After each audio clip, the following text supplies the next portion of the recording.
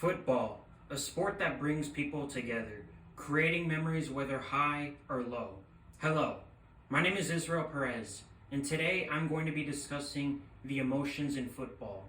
First, I'll talk about the emotions that a player and a coach goes through during the game.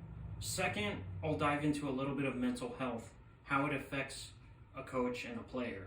Third, I'll talk about a fan's perspective during the game. Now let's start off with the emotions that a player or coach goes through during the game. Now, when players or coaches are out there Sunday afternoons trying to win a football game, of course everybody gets competitive. There's heated moments that happen, arguments between players can break out. Coaches could get extremely upset with a call that an official makes. And the main emotion that the players and coaches go through is frustration. Frustration, why? Because frustration is how they feel whenever things aren't necessarily going their way.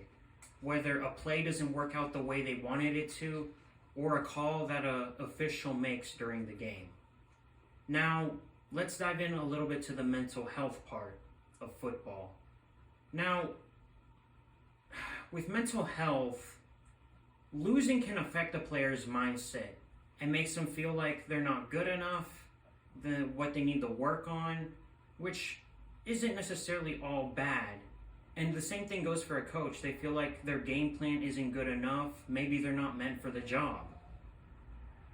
And that's where mental health comes in, because criticism can affect how a player or a coach views themselves, especially one from a fan, from the fans' perspective, because fans, all they want to see is their team win.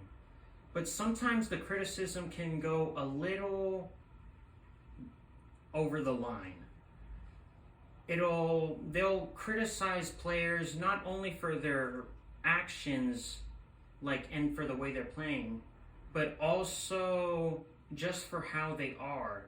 They'll criticize that they're lazy, that they're overweight, and that can affect a player's mindset.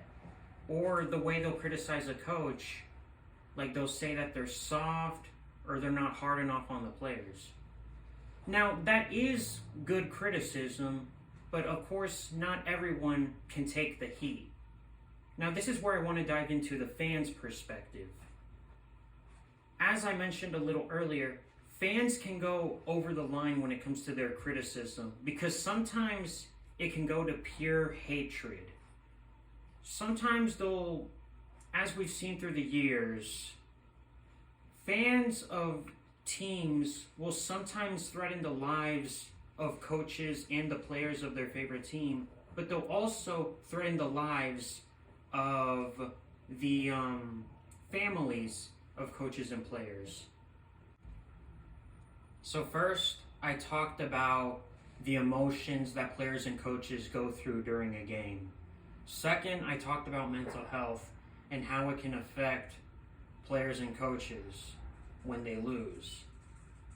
And last, I talked about how fans go overboard with their criticism on players and coaches when criticism ends up just being pure hatred. We have to realize that at the end of the day, that players and coaches are human like us. Just because they're professional athletes doesn't take away the fact that they feel the same emotions as we do. And fans sometimes forget that. That's just the emotions that we go through.